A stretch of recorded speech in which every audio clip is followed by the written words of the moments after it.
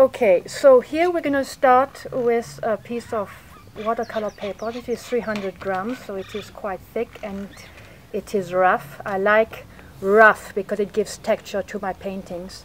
Now, before I'm going to paint on it, I will stretch it, because when we add water to watercolor paper, it tends to separate the fibers and it extends, and then when it dries it can buckle, so it's not easy to paint on buckled watercolor paper. So here I'm going to soak my paper for a while, and with a wet sponge go from the inside to the out, because then it takes away any air bubbles. Okay, nice. Then you're going to use gummed paper to fix the sides.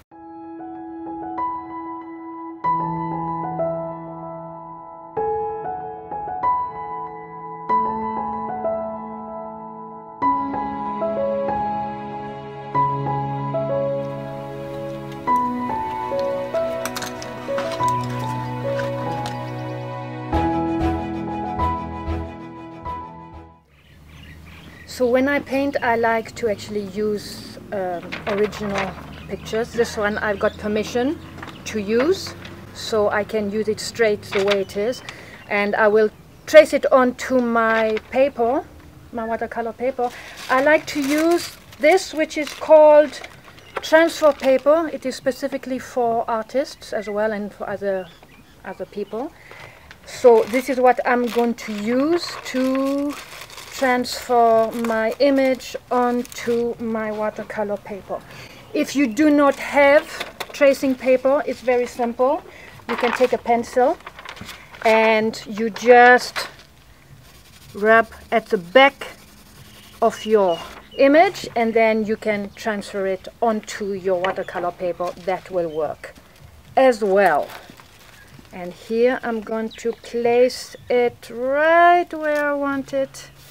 And then I use a little something like this, so that I don't use pencil marks on my image.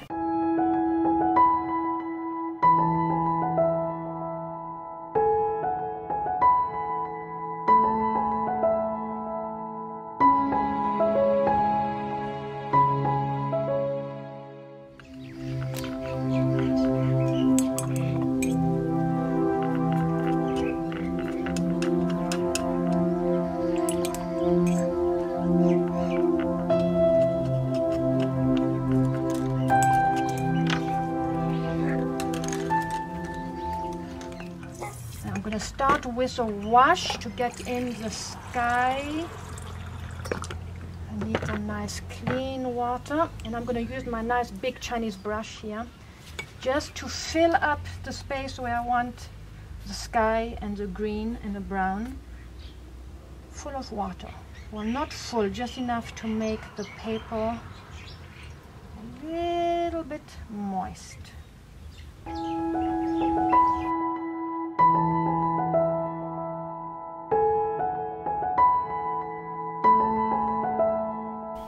Now, I love to let the colors decide where they want to go.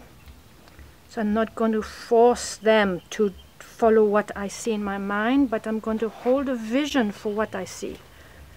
And then we'll see what the colors decide to do. You can also tilt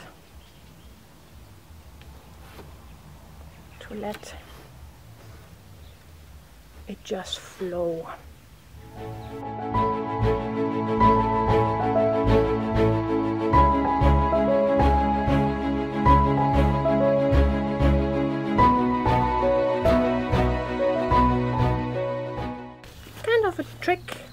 Fun trick. This is coarse salt. You can see I recycle it, that's why it's colored. Salt sucks water in, so when you sprinkle it on certain areas, it will suck in the pigment and it will create some interesting textures.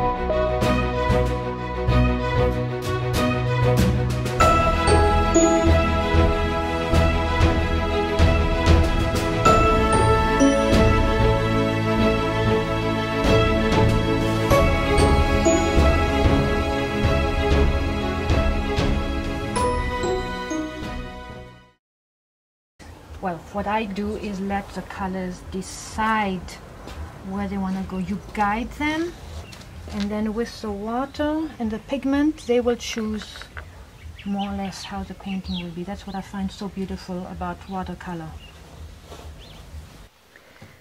Okay, so it's all nice and dry now. I can take the salt off. So having clean fingers, because watercolor paper tends to pick up a lot of dirt if you got dirty fingers, so clean fingers, you can use it to just gently take off the salt, and then you can see this interesting textures coming out where the salt was, and it sucked all the damp.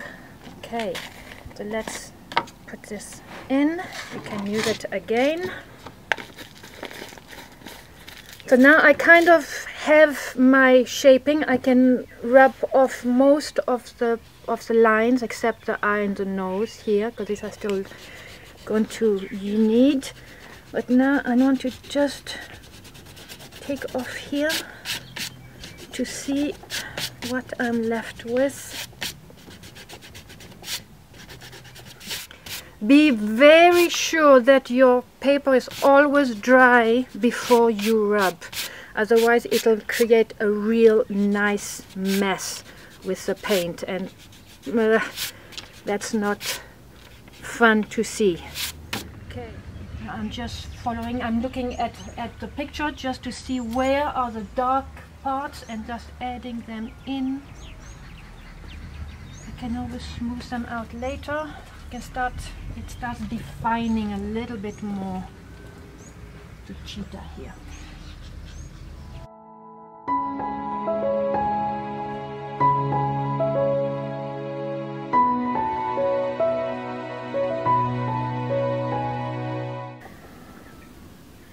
We don't want to perfect the painting. Sometimes we need to stop before we think it is ready, because that's the thing with watercolor. If we try to perfect it, very often we actually mess it up. So we always need to leave it a little bit unfinished, and then that's where the true beauty comes. So here actually I feel that is finished here, so I'm not going to touch it anymore. Even if I want to maybe fiddle around here, I said leave this. I'm going to work on the eye, and over here the ear is done. This might also be done. So once I've done the eye and I can really see the character of the cheetah coming out, then I will be able to step back and see what else needs to be done. But for now, it looks good.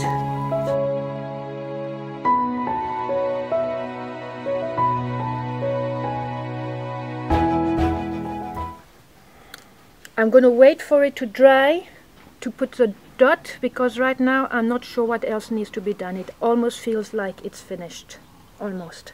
So I'm gonna just let it dry a bit. Yeah, and watch paint dry again.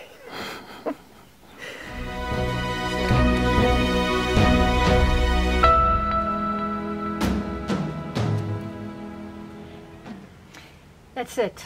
Okay, stop. You've got to stop before you want to fiddle around too much, otherwise you'll really mess up your watercolor. I'm not going to do anything here because it actually looks fine. The eye is fine. Step back and it feels good. I know I could fiddle around a little bit more, maybe here and so on, but for now, that's it. So we're going to stop. Painting finished. Watercolors have spoken.